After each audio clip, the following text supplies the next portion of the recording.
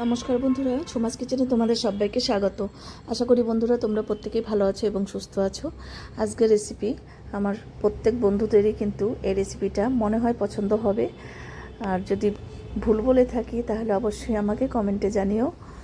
খুবই simple recipe, মানে ইলিশ মাছ ভাজা আর ভাত। এবার দেখো, ইলিশ মাছ ভাজার জন্য আমি সরষের তেলটা নিয়েছি। সরষের তেলে কিন্তু বেশি ভালো লাগবে। এবার তেলটাকে ভালো করে গরম করে নিয়েছি।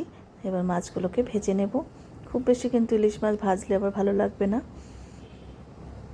যেহেতু ডিম আছে, একটু গ্যাসটা একটু কমিয়ে দিয়ে তারপরে আমি ওইটা ভেজে নিয়েছি, নাহলে ডিমগুলো কিন্তু কাঁচা থাকবে। এবার দুটো কাঁচা লঙ্কা দিয়ে দিলাম আর একটু কালো জিরে দিলাম।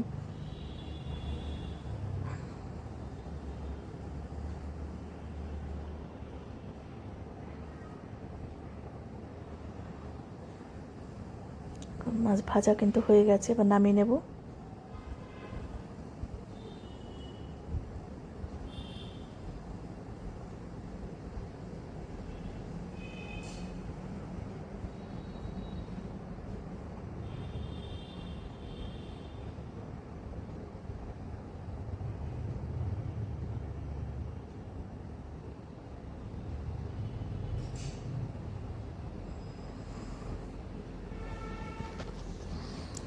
এবার দেখো, ভাতটা আমি একটা বাটির মধ্যে দিয়ে এবার থালার মধ্যে দেবো, দেখতে সুন্দর লাগবে।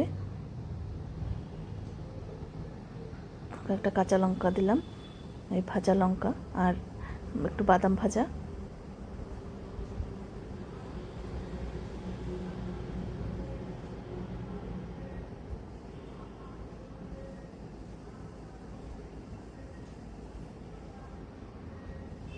এবার মাছ ভাজা দিয়ে দিলাম।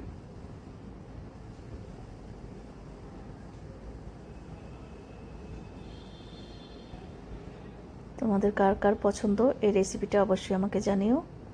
উপর দিয়ে একটু ভাজা তেল দিয়ে দিলাম, আর দিলাম নুন, আর আছে এখানে কুমড়ো ভাজা আছে।